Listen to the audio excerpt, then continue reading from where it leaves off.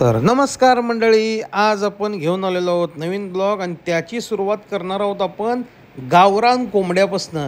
एक नंबर क्वालिटीचं गावरान कोंबडा आपल्याला करायचं होतं, म्हणून आम्ही सगळीजण तयार होतो. मस्त यथेच्छ पद्धतीनं ते तयार करायचं होतं. पहिला सुरुवातीला गरम पाण्यातनं ते काढून घ्यायचं आणि त्यानंतरची प्रोसिजर काय असते ती पुढं बघा तुम्ही.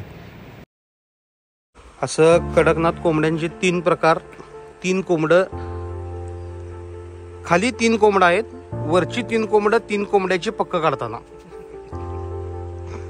काय अजितराव? हा, 3 कोंबडं, 3 कोंबड्याची पक्क काढताना पूर्ण सगळी पंख सगळी काढून हे असं गरम पाण्यातनं तयार करून हे असं पूर्ण आता गनवर भाजून घ्यायचं. ही त्याची प्रोसिजर आहे. पूर्ण पंख काढून झाल्यानंतर ना ती सगळी कोंबडं अशी गनवर भाजावी लागतात. पूर्ण त्याच्यावरचे बारीक सारीक जे केस असतात ना ते सर्व निघून जाण्यासाठी. अजितराव कसं वाटतंय? बरं वाटते की नाही? छान आहे की नाही? नवीन पद्धत, नवीन काहीतरी ट्राय करण्यासाठी. अजितराव आमचे पुण्यात असतात हो, त्यामुळे त्यांनाच नाही या गोष्टी काही माहीत नसतात, म्हणून त्यांनाच नाही नवीन काहीतरी दाखवूया म्हणून नवीन दाखवतोय. पूर्ण कोंबडं भाजून झाल्यानंतर मग आपण असं बारीक त्याचे तुकडे करायचे. पूर्ण बारीक तुकडे करून ना आपल्याला फ्राय करायचं असतं. त्यामुळे एका भांड्यात अशी कांदा, थोडंसं टोमॅटो, तेल वगैरे सगळं टाकून ना पूर्ण ते सगळं व्यवस्थित करून घ्यायचं. आणि त्यामध्ये आपण नंतरनं मग पहिला आम्ही सुरुवातीला राईस करत होतो. आपल्याला राईस करायचा होता, इंद्रायणी राईस. इंद्रायणी राईसमध्ये आपल्याला त्याचा स्टॉक होता ना तो पण त्यामध्ये टाकायचा होता, म्हणजे अळणी राईस अशा टाईपमध्ये करायचा होता. हे असं मस्तपैकी की नाही यथेच्छ 1 नंबर क्वालिटीचं जे गावरान पद्धतीचं जे मटण आहे ते असं सगळं पूर्ण असं उकडून घ्यायचं आणि असा तयार होतो तो स्टॉक. तो स्टॉक सगळा तयार झाला की नाही आपल्याला तो एक त्यातली मटण असतं ना ते सेपरेट करायचं आणि बाकीचं जे आहे ते सेपरेट करून आपण त्याचा रस्सा करायचा असतो. त्यातला काही रस्सा आपण ह्याच्यासाठी राईससाठी वापरू शकतो. कायमचे आचारी संदीप भाऊ काळणी हे आता तिने पूर्ण कोंबडा फ्राय मारताना मसाला वगैरे अगदी घरात व्यवस्थित तयार करून आणतात यथेच्छ पद्धतीनं. जेवढं लागणार आहे तेवढंच तिने टाकून 1 नंबर क्वालिटीचा कोंबडा मस्त आणि यथेच्छ क्वालिटी म्हणजे क्वालिटी. हे अशा पद्धतीनं आळणी आणि राईस सेपरेट करून आपण एकत्रित एकजीव करून हा असा आळणी राईस तयार होतो. मसाले आळणी राईस, त्यामध्ये आपण काजू वगैरे टाकून 1 नंबर लागतं. क्वालिटी म्हणजे क्वालिटी. नंतरनं मग आम्ही काय केलो, फ्राय आणि रस्सा हे दोन्ही गोष्टी करण्यासाठी की नाही आम्ही तयारी होतो. मग तयारी करण्यासाठी मग सुरुवातीला बारीक कांदा वगैरे जे काय लागणार आहे ते सगळं आम्ही एकत्रित बारीक करून आधीच ठेवलं होतं. आणि मग त्यामध्ये थोडे मसाले आपले जे असतील घरगुती मसाले, गावरान आहे म्हटल्यावर घरगुती मसाल्याचंच आपण करायला पाहिजे, बाकीचं काय एक्स्ट्रा काय घालायचं नाही, काही नाही.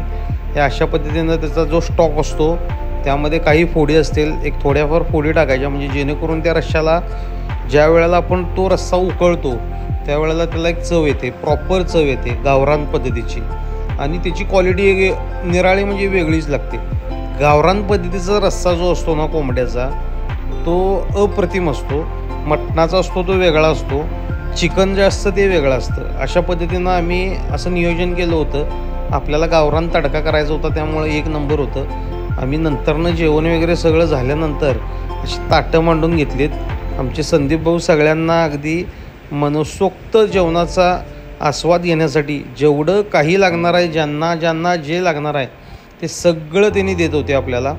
सगळ्या पद्धतीनं भाकरी होती सगळ्यात महत्त्वाचं, म्हणजे काय गावरानला जेवणाला भाकरी महत्त्वाची आहे.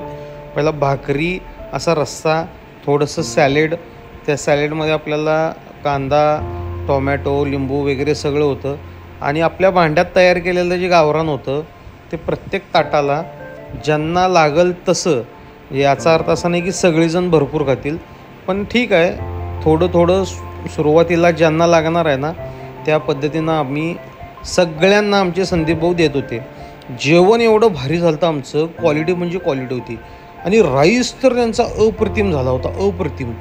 एवढा भारी झाला होता ना, काजू वगैरे असल्यामुळं का नाही ते एवढं भारी लागत होतं. आणि त्यामध्ये ते गावरान पद्धतीचा रस्सा टाकून तो भात म्हणजे तो राईस खाण्यात जे काय आनंद मिळत होता ना, तो अप्रतिम म्हणजे अप्रतिम होता.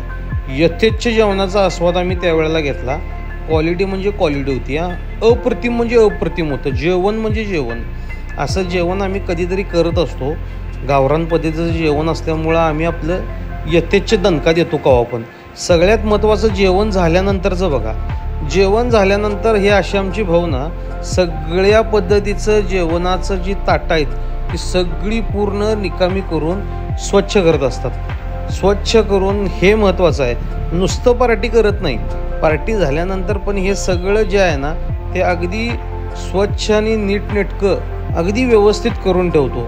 त्यामुळं तुम्ही पण कधी पार्टी करत असाल तर ह्याची काळजी नक्की घ्या की नुसतं पार्टी करण्यात अर्थ नसतो. पार्टी झाल्यानंतरची जी भांडी असतात ती घासणं पण खूप महत्त्वाचं असतं, कारण आपल्यासाठीच असतं ना.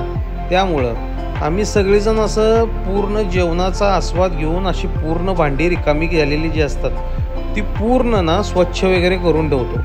त्यामुळं काय होतं, नंतर आपल्याला काय प्रॉब्लेम्स येत नाहीत, व्यवस्थित होतं.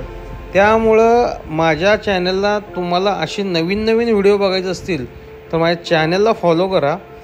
तुम्हाला नवीन नवीन व्हिडिओ बघायला मिळतील. ह्याच्या पुढचे व्हिडिओ तर नवीन नवीनच असणार आहेत. आणि सबस्क्राईब तर कराच आपल्या चॅनलला. त्यामुळं काय होणार आहे, आता नवीन नवीन हॉटेलला गेल्यानंतर आपल्याला नवीन नवीन व्हिडिओ बघायला मिळतील. चला भेटू नवीन. ओके.